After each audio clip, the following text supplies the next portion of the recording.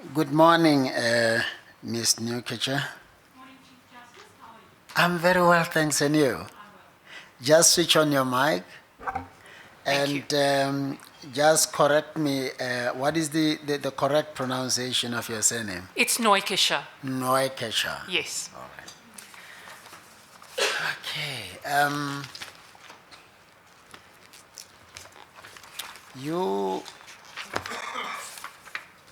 You've been an advocate for how many years now? 28 years. 28 years. Yes. And for how many of those years were you senior counsel?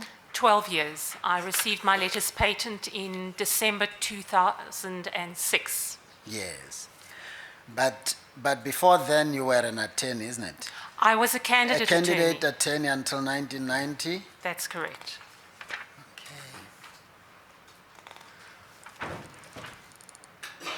And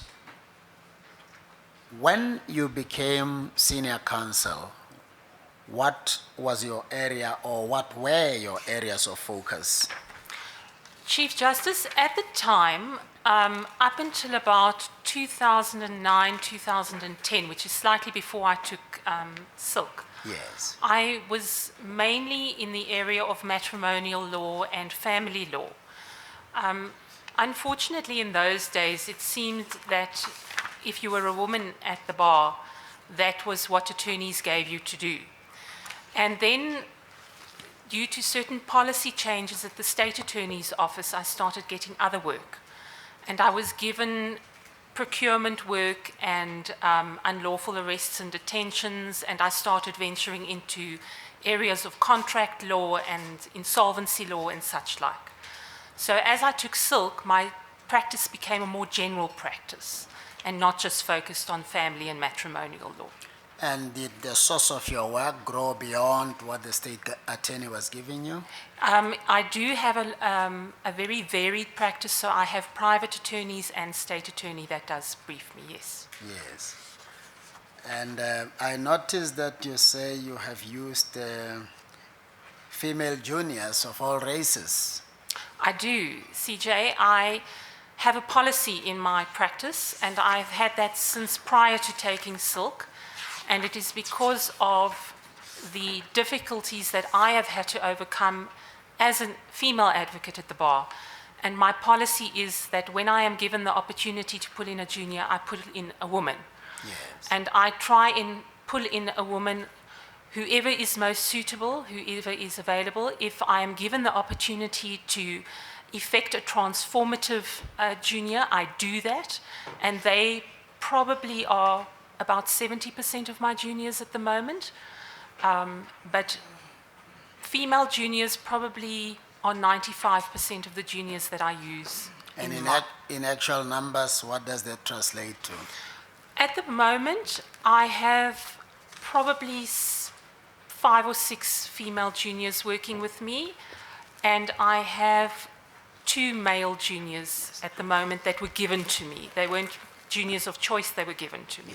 I meant over the years, how many juniors years. did you get to assist in that Oh my manner? word, CJ. More or less. 20, 25, maybe 30. It's almost impossible to say after 12 years of 16 years of practice. Thank you. In this. Thank you. JP? Thank you, CJ. Advocate Neukircher, how are you? I'm well, thank you, JP. How are you? I'm trying my best. Thank you very much. I've got a spreadsheet in front of you. Yes. The purpose of the spreadsheet is for the commission to know what you've done in your acting stints. Yes. We also have a list of your judgments that you've penned down. You've done a total of 8 weeks in the opposed motion court. Yes. That was in Pretoria, am I correct? JP, can I say this? This grid that I gave you is as far as my recollection and the bench books that I could find. Yes. Total. I have done more acting stints, but I couldn't find those bench books, so they are not on this grid. But yes, as far as the grid is concerned, it is 8 weeks of opposed motions. You're right. And how did you find that? I mean, you're a general practitioner, I as am. you say, yeah. Yes. I enjoy it. I find it challenging, but it's nothing that I cannot handle. Yeah. In terms of the opposed motion court, especially the Pretoria one, you experienced any particular problems in terms of handing down your judgments? No, I haven't, JP. I have a particular policy in when I deal with matters, and that is to ensure that my judgments are all handed down within a period of approximately 2 weeks, as far as I'm able to.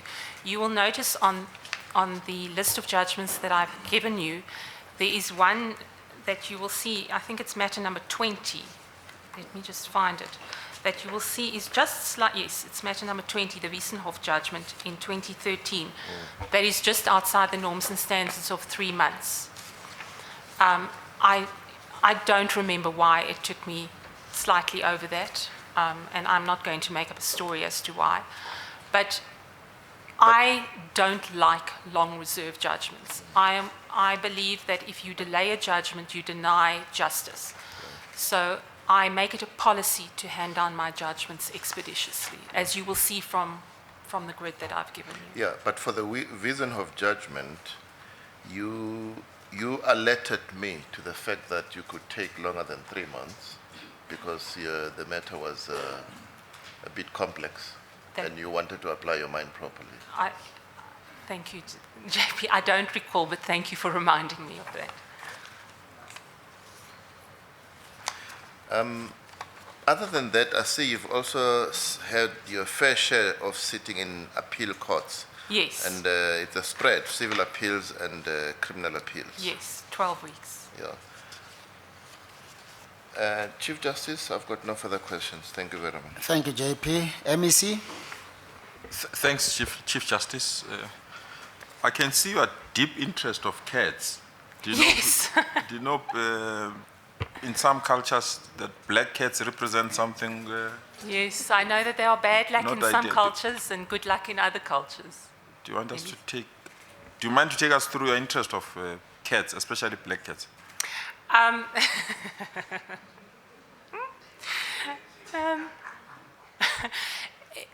MEC, my love of cats actually started quite a couple of years ago. And I bought my first Persian cat probably in about 1993, if I remember correctly. And I started breeding cats in 1995. I have a cattery by the name of L'Exquisite. And I breed Persians and exotics. I'm probably the top Persian and exotic breeder in the country at the moment. I also have what is known as an all breeds cat license. And I am registered with a registry known as the WCF, which is the World Cat Federation. It's based in Germany. And I go around the world and I judge at cat shows. In fact, I was in China recently, and I was in Shanghai last year, and I've been invited to go to Texas in December, and I judge cats at cat shows. It's absolutely incredible. I love it. I meet the most wonderful people, and I get to do something that is my love and my passion and my hobby, and that is handle all breeds of cats, like munchkins and Carillion bobtails and corats and chartreux, and yes, so, and that's my love of cats. Chief Justice, I present to you a future judge that loves cats. Thank you, MEC.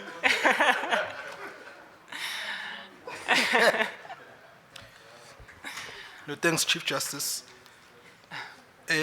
Just one question from me, Advocate. Yes, Commissioner. There is a commentary that has been made by the General Counsel of the Bar. Whilst generally it says positive things about you, there are one or two things that we couldn't just ignore. Of course. Yes, one of those is that they say, I'm not sure if you have the pack in front of you, but in paragraph 8.2 of their commentary, they say you generally strive to give a well-reasoned judgments. Yes.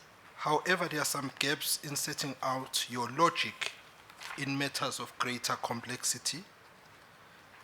Another comment that they make is in 12.1, where they say you lean more towards equity than strictly applying the letter of the law to the facts before you. And there's also an example that they give in the matter of Abstract Technologies Finance Solutions, where they said a practitioner of your experience could there and then have dealt with what was thought to be a waste of court's time. You should have given a stern warning and so forth, but you didn't. What is your comment to that criticism, if any? Okay, thank you, Commissioner. Can I deal with the last question first? The Absa Technologies matter is not as simple as simply issuing a stern warning to practitioners. That matter had 2 separate applications before me.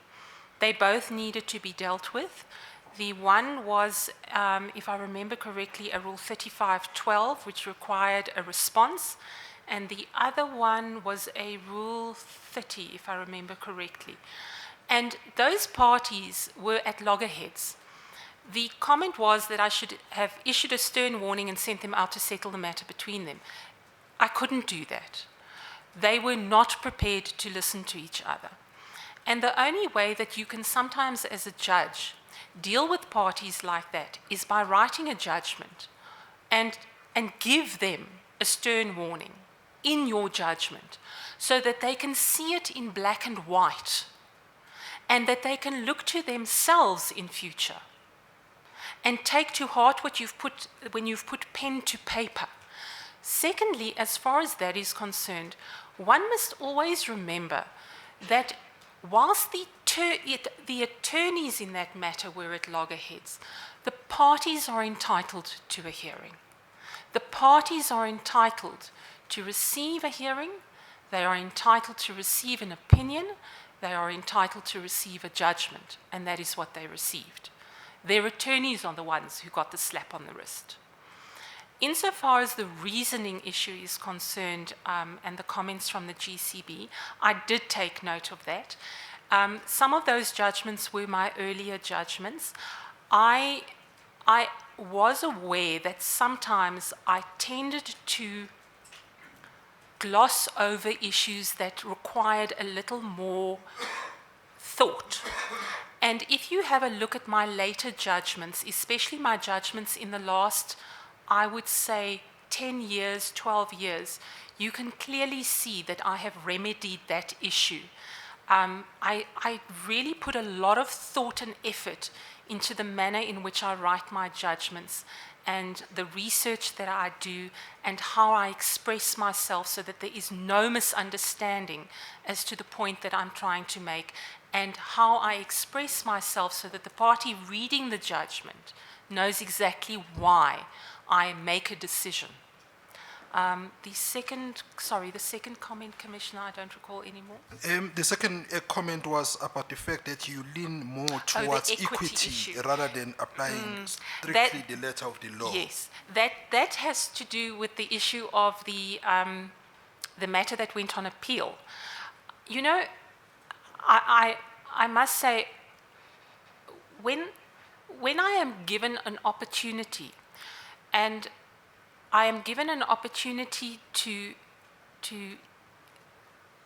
express a judgment that leans towards equity, I do that because the Constitution provides that opportunity to me. I am either entitled to do that in terms of Section 8 of the Constitution, if it's a constitutional issue, or I think it's Section 173 entitles me to expand on common law and bring in constitutional equity issues. I know that that was the judgment that was taken on appeal and overturned by Judge Southwood and Judge Engelbrecht. And I am always mindful of these issues. There are only 2 judgments of mine in 16 years of being over the bench that have been overturned. But these are issues that I am mindful of when I sit and I do write judgments. I hope I've answered your question, Commissioner. Thank you. Commissioner Norman? Thank you, Chief Justice. Good morning, Advocate Neukircher. Morning, Commissioner. So, what is your understanding of the concept of access to justice? Everybody is entitled to be heard. Everybody is entitled to have their case come to court. Our problem is in this country that there are too many indigent people who don't have the means of access to justice. So the first hurdle, Commissioner, is getting your case to court. The second hurdle of access to justice is actually, once you are in court, getting heard. And that entails somebody who is prepared, in other words, has read the papers, somebody who knows the law. In other words, if you don't know the law, you have read up on it, you've read the heads of argument, you've gone and researched the matter. And then thirdly, given the parties a good hearing, listened to the arguments that are presented to you, and fourthly, handed down a judgment expeditiously. Yes, thank you. Just linking it, that description that you've given to the judgment that you hand down. Yes. I see that you've handed down a judgment at page 57, which is in Afrikaans. Yes. Of my Yes. the separate bundle. It's in the, let me just give you, Is it's it in the book big 1 of bundle? 2. Sorry, which bundle is it, Commissioner? Book 1 of 2. Book 1 of Yes. page 57. Yes.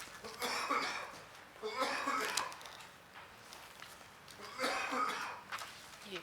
I beg your pardon, it's not at page 57. That's not the one. It's at page 35. I beg your pardon.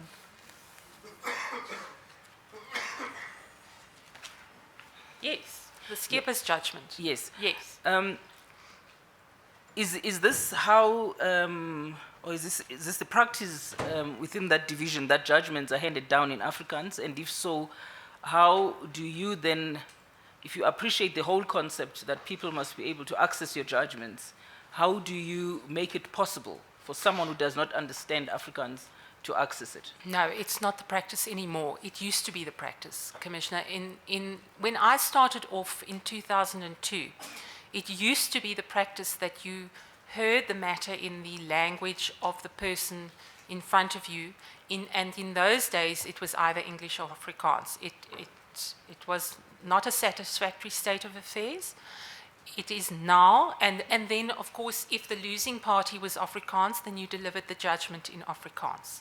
And that is why that judgment was Afrikaans. My judgments are now all in English. Okay, that was in 2013. This Well, judgment is 2013. That judgment is in 2013. The parties were all Afrikaans in those days. Oh, I beg your pardon, not in those days. But the parties in that matter were Afrikaans, and I handed down the judgment in Afrikaans. Yes. And you wouldn't do another one, a translation of that. You would simply publish it in Afrikaans. I didn't at that time. I wasn't aware it was going to be published on JDR. Had I been aware, I would have translated it. Thank you, Chief Justice. Thank you, Commissioner. Commissioner Schmidt. Thank you, Mr. Chair. I'm partially covered, except that I'm missing my note. You've contributed to 3 books, LexisNexis. That's correct. Would you say that contributes to improving your research capability or ability? It does assist. What it allows me to do is access other forms of publications that I might not ordinarily have access to. And it also allows me to research a little more quickly than I might otherwise. And I do love it, I must tell you. I'm busy trying to publish other books at the moment. So I have something else in the pipeline right now as well that I can't really talk about. But I love the publication part of it. It is immensely interesting. It's very challenging. And what I do love, especially about the Motion Court Forms and Precedents book, what was so terribly exciting about that book, it's almost become like the Bible for the motion court. And it is immensely rewarding to see that being taken into court by practitioners and being used as a handbook. And that was the purpose of that book. The LexisNexis publication, that initial contribution, that online publication has, I understand, become incredibly popular, so much so that they're using it in other formats. The Magistrates Court book, I haven't contributed again. You will note that I've simply mentioned that I was an initial contributor. So I haven't re-contributed to that. Thank you, Mr. Chair. Thank you, Commissioner Schmidt. Prof. Thank you, CJ. Good day, Advocate. Hello, Commissioner. You have a case, the Fraser's one, where Yes. you appeared as an amici That's correct. about the rights of fathers Yes. to adoption. In your own thinking, what is the impact of that judgment in relation to other legal systems where a child born out of wedlock belongs to the maternal family? You know, Commissioner, one must have a look at that case in the context of the time that it was actually decided. Can I just preface my answer, and I will answer your question by the following. In that matter, and it was a very strange situation, I was appointed as the amicus curiae for the adoptive parents, and I was the curator ad litem for the minor child there. My function was a strange one, because if you think about it, it was two competing interests, if you think about it. They were sort of aligned, but they were competing. And it changed the law in this country as far as adoptive fathers were concerned. One must be very careful with when you're dealing with laws of adoption, how to apply them to traditional norms and traditional standards in other cultures, Commissioner. You must research how those cultures work before you can simply go and apply a standard like the one in Fraser versus Nordia. Because there is a reason that those traditional cultures have survived so long and are still so relevant today. So I would answer your question by saying you need to first research that culture that you want to apply the Fraser versus Nordia standard to, and you need to see whether you can apply it, and if you want to apply it, you need to see how it's going to affect that culture. Because we also know that in this country, with the diversity of cultures that we deal with in this country, you cannot simply blanket apply every standard that you want to apply. You cannot do that. You tread sometimes where angels fear to tread. There is a reason we have so many wonderful, diverse cultures in this country. You cannot simply take one and apply it to another, because then you diversify in ways that you will that impact on a system that has worked for hundreds of years, and that's not correct. So does it mean those practices does not have to develop in the light of the new dispensation? No, that's not what I'm saying. What I'm saying is you must take the practice, you must see how it works, you must have a look at how you can expand on it, but you cannot simply take a new standard and apply it willy-nilly. You must look at how the new standard is going to affect that which has existed for hundreds of years, because otherwise you may end up with a system that doesn't work. So you must be very careful how you want to apply your new standards. And that's our job as a judge, not so. That is why we have these wonderful new judgments that have come out of our courts recently in applying our constitution, constitutional values. I mean, our job as judges is to apply the custos mores of society at the time, not so. That is our job. And the custos mores, as custos mores, you apply what society wants at different times within society. So in 1960, you would apply X, But in 2018, you'll apply why? Because society has changed so much over the last 58 years. It's wonderful. That's what makes our law such a wonderful, living, breathing entity. It's exciting. Thank you, Prof. Commissioner Didiza. Thank you very much, CJ. Good morning. Morning. Good afternoon, rather. Afternoon, Advocate. On your question, when you're responding on what has been your contribution to law, one of the things you are in pursuit of justice in South Africa, one of the things you have mentioned is your involvement, or rather ensuring that you bring in female juniors of all races in the work that you do. Yes. Maybe if you can share with us, without saying what inspired you to do that, what did you see as impediments that make a majority of female juniors from other races not to be able to, get work or participate as they would? You know, Commissioner, and I know this is probably going to sound very strange to you, but I never looked at it as an impediment of race. I looked at it first as an impediment of gender. Because that's where we start off as women, not so. We start off first as women, and then we go to gender, then we go to race. And I remember how hard it was for me as a young woman in 1990 at the bar to get work. And I then remember how long it took me to get out of an unopposed motion court and get trial work and get opposed motion work. And when I got the opportunities, and there were more young black women at the bar, I started looking around and I realized that it was time to start effecting a more transformative role at the bar. Because we as women need to empower ourselves, because if we don't do it, nobody's going to do it for us, Commissioner. Nobody. And we need to become role models for our sisters.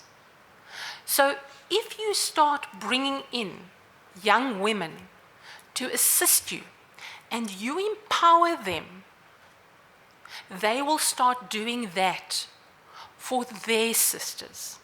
And it builds, and it becomes, that stream becomes a river, and the river becomes larger, and it becomes eventually a sea. And that's where we want to be eventually. Last question. Having said that, if you were to look from 1990 and to where we are today, what would you say has been the pace of transformation in the judiciary, particularly as it relates to race and gender? I think it has been a moderate pace. I think this JSC has done some extraordinary work. I do realize that there is still a lot to do, and I do realize that we need more women on the bench. And I do realize that it is a difficult task for the JSC. But it is one that I know that the JSC is trying to fulfill. Thank you, Commissioner Didiza. Commissioner Kane. Yeah. Thank you, CJ. Good afternoon.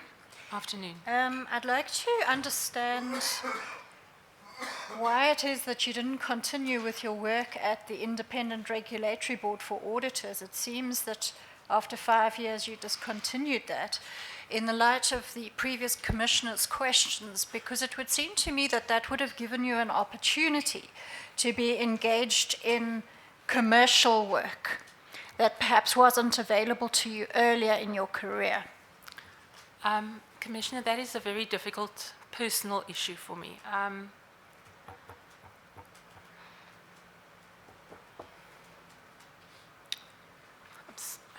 Maybe you should let her No, pass it's fine, unless you really CJ. have to. All right. Let me answer the question. I had a wonderful lady working for me for 17 years. Her name was Felicia Neukircher. And her son I helped raise. Ellie passed away from cancer in 2013.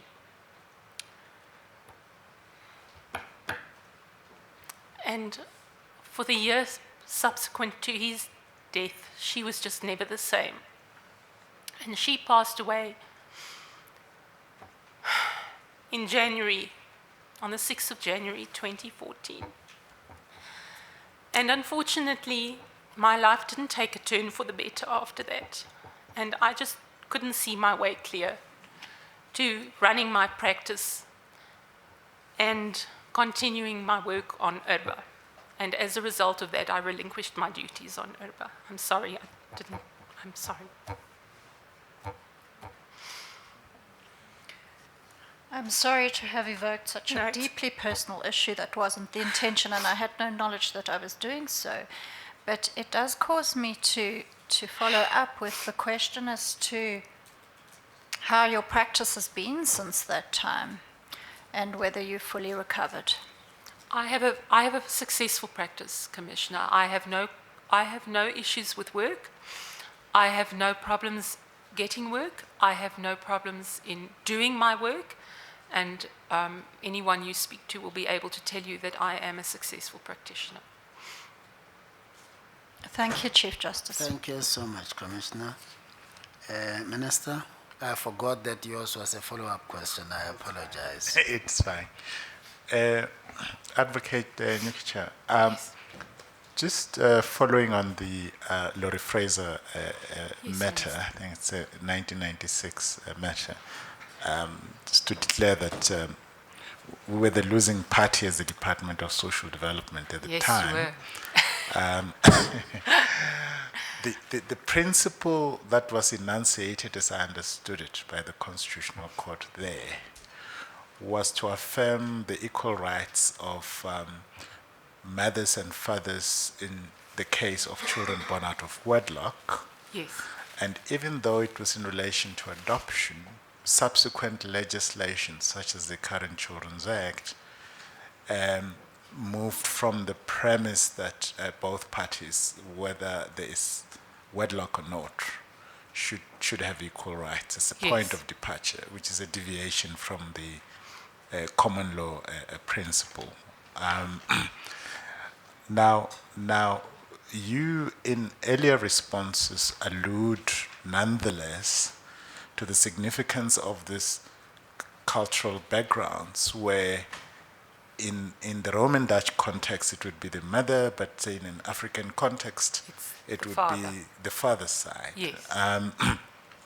Now, in the face of those two opposing cultures and in the face of what the Constitutional Court has now laid down as the law, how do you see the two diverse cultures finding expression in the face of the new order where the court has come right down in the middle and said this is the position now?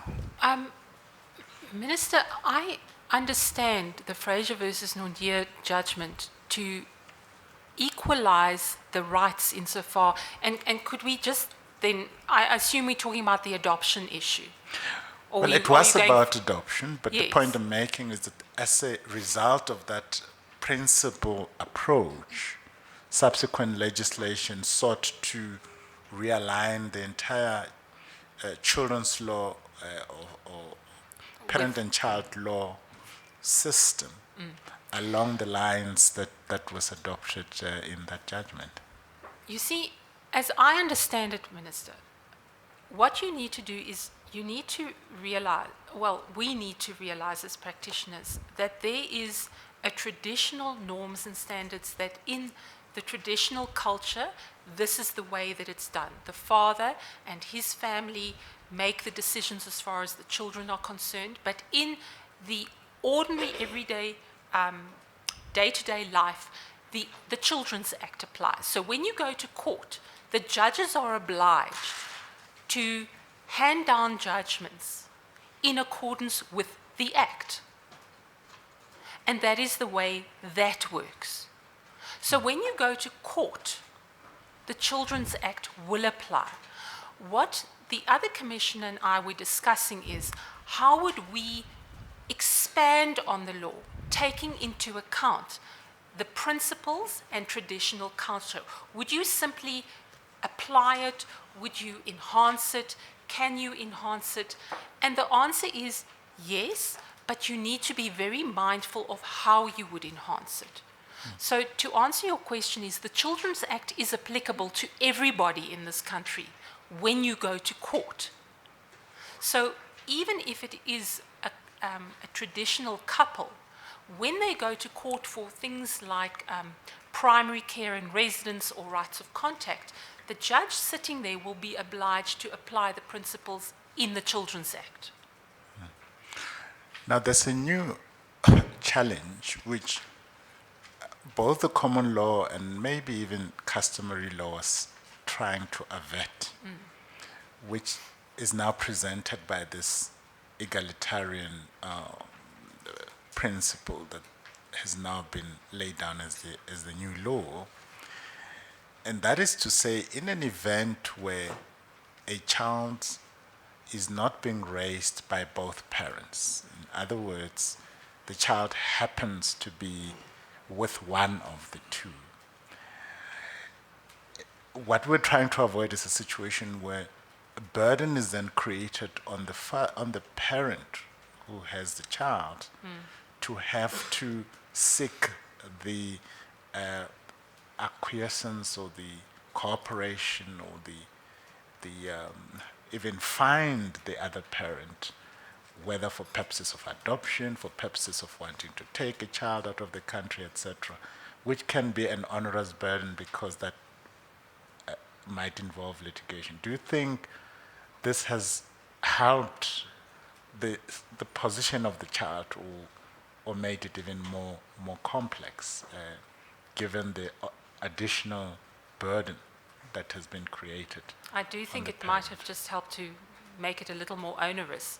But I do think, Minister, that the problem that I see when I look at the practice, my practice as far as divorces, family law and such is concerned, people don't utilize the mechanisms provided in the Children's Act. And one of the mechanisms is the mediation mechanism.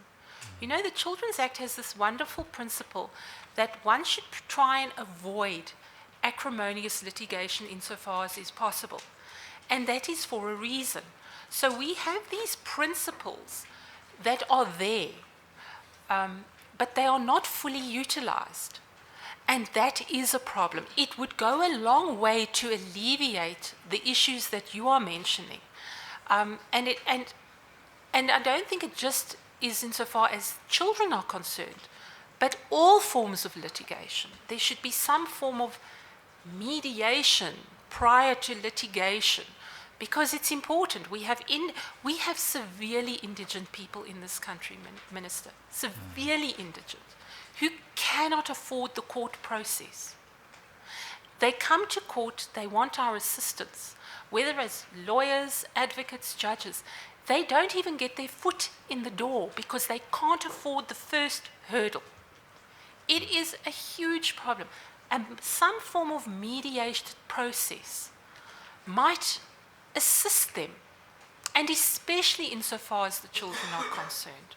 You might find a lot of these matters do not even need to get into the courtroom if you start off with that. Thank you. I hope that answers your question. Thank you, Chief Justice. Thank you. Thank you, Minister. Commissioner Ngozi Thomas. Thank you, Chief Justice. Good afternoon, Ms. Neukircher. Afternoon, Commissioner. So good to see you again And after you a too. very long time. Yes, it has been too long. I went through your questionnaire, the question and answers the answers to the questions rather that you've given to the Commission. Yes. And I found myself concerned with what occurs on page 13,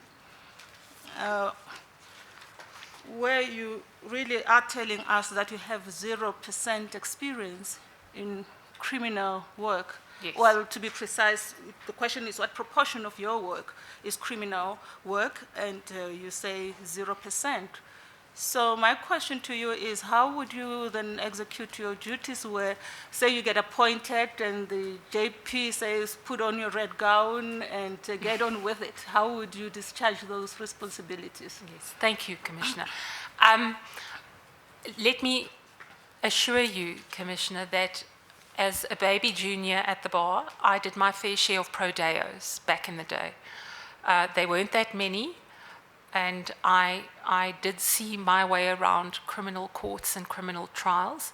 It has been many, many years since I last conducted a criminal trial, that I will tell you. I have, if you look at my acting judge's grid that our JP has given you, you will see that I did spend 2 weeks in the third term of 2006 in criminal court. I did hear matters. If I remember correctly, and I must tell you, 2 of them stick out, even though it is 12 years ago, I remember like they were yesterday.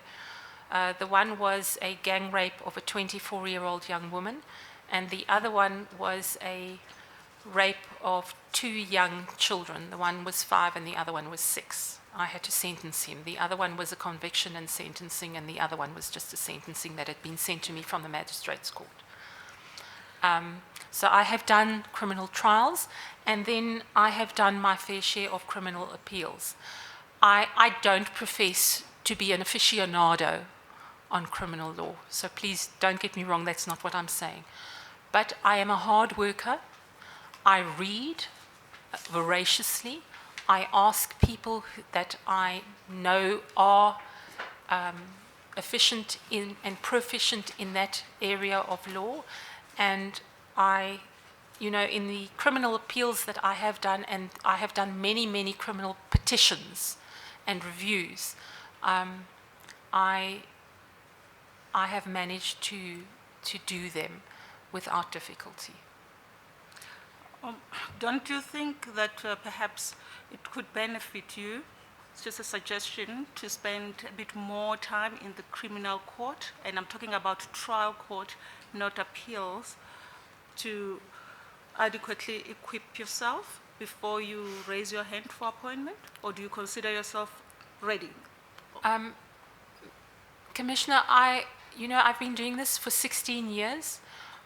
If my JP feels that I need more experience in the criminal court, then I defer to his expertise, but I do feel ready. Thank you. Thanks, Chief Justice. Thank you, Commissioner. Commissioner Masuku. Thank you, Chief Justice. I was going to abandon the opportunity to ask until you answered the last question about deferring to the JP's judgment on your readiness to be a judge. What's your understanding of judicial independence and the role of a judge? Is it your view that in order for you to fully engage with criminal cases, you ought to have had, given your experience, you ought to have had criminal experience in the sense of having adjudicated a criminal case? No, because I have adjudicated criminal cases. So, but why did you say that you would defer to the JP to decide for you whether you're ready or not? I beg your pardon. If that is the way you understood it, then I misspoke. If the JP feels that he needs to put me in criminal courts once I'm appointed, then I will defer to his expertise. Okay, thank you. Commissioner Neukircher. Thank you, Chief Justice. Good afternoon. Afternoon, Commissioner. Perhaps my question would have been a follow-up to Commissioner Titiza's questions. Yes. The fact of the matter is that one of the serious impediments to transformation is the gatekeeping that we often see in the bar, where they will only take 5 or 3 people in a period.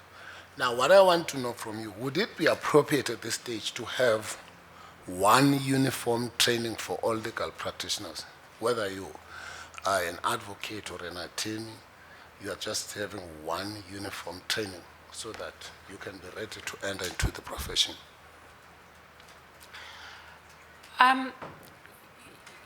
Commissioner, you know, that's a very difficult question for me to answer, having grown up at the bar for 28 years. And I'm a big proponent of the bar, having grown up there and plied my trade there. I do believe that a combined legal profession does have its place. But, and I think it's important that we have, because we are a referral system at the moment. We have clients who go to attorneys who then go to advocates, because advocates are, they are supposed to be specialists in litigation, not so. And that is important, that clients need to know that their cases are being plied in a court and presented in a court by specialists in that field. So if that is, so that is my answer to your question. It is important for a client to know that their case is being presented in a court by a specialist in that field of litigation. Thank you, Chief Justice. Thank you so much. You're excused, ma'am. Thank you, Chief Justice. Thank you, Commissioners.